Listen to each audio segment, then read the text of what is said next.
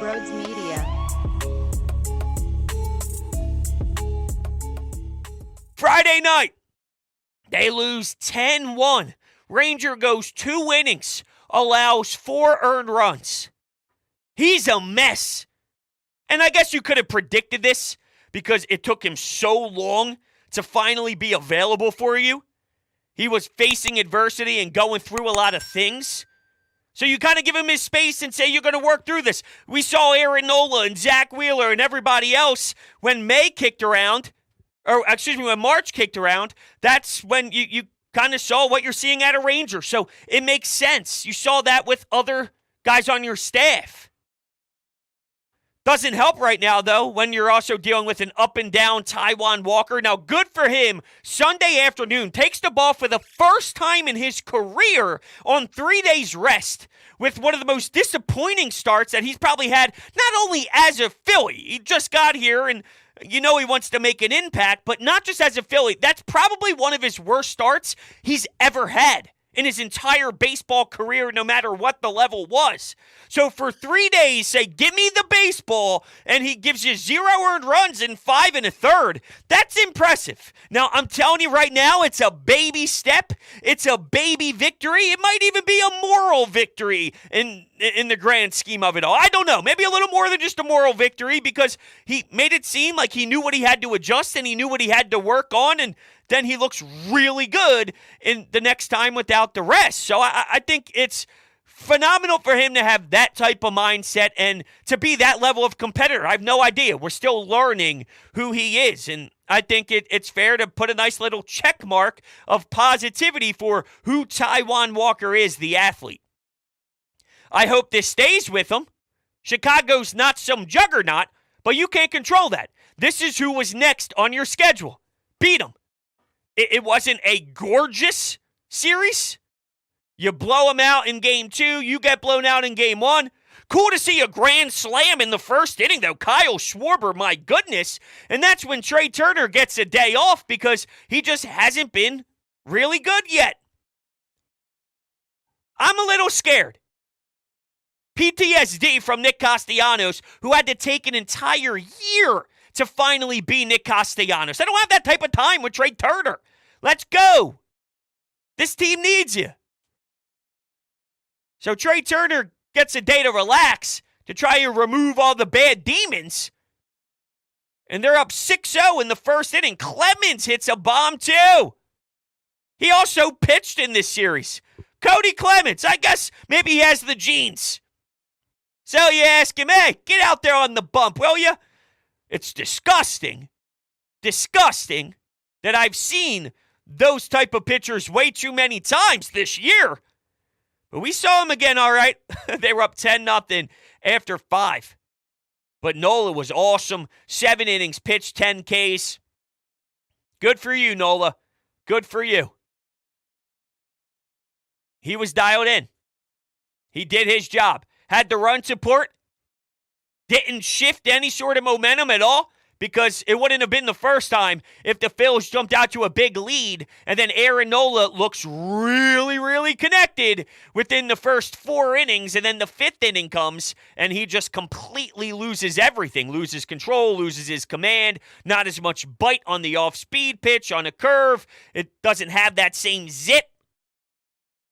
And now you're down 5-4. What? Nope. Got the run support and ran with it himself. Once again, baby step. Once again, trying to find some sort of positivity, even if that can fall more in the category of the more moral victory. They're just a team that isn't very fun. You have to wait until they figure it out and then hope that they become fun again.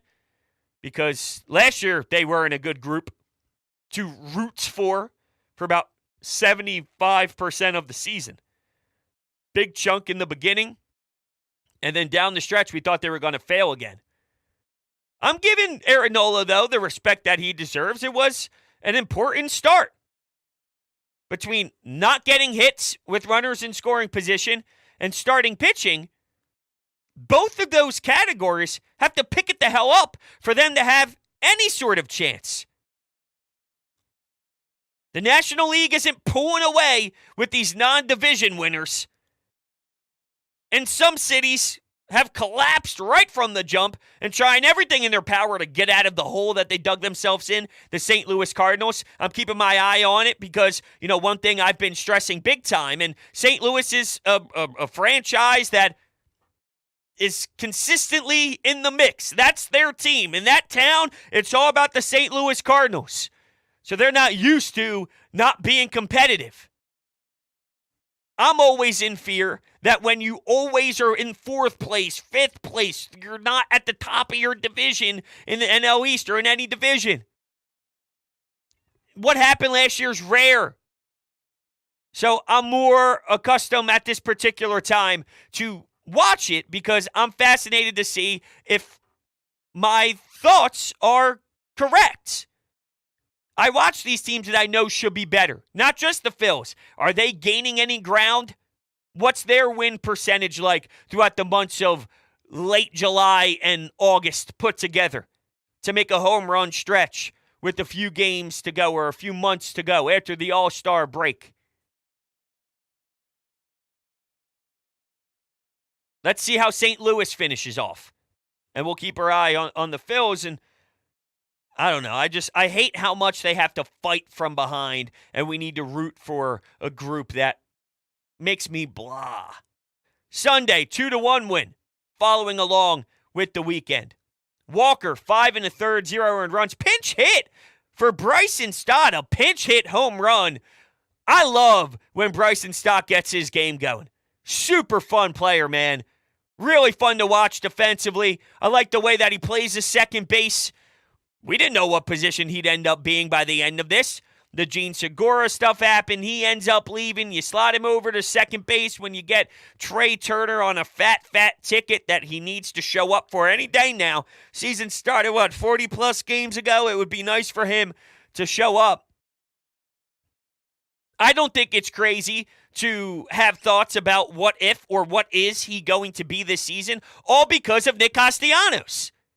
If the Nick experience didn't happen last year, I probably wouldn't fall for it as easily. But I am.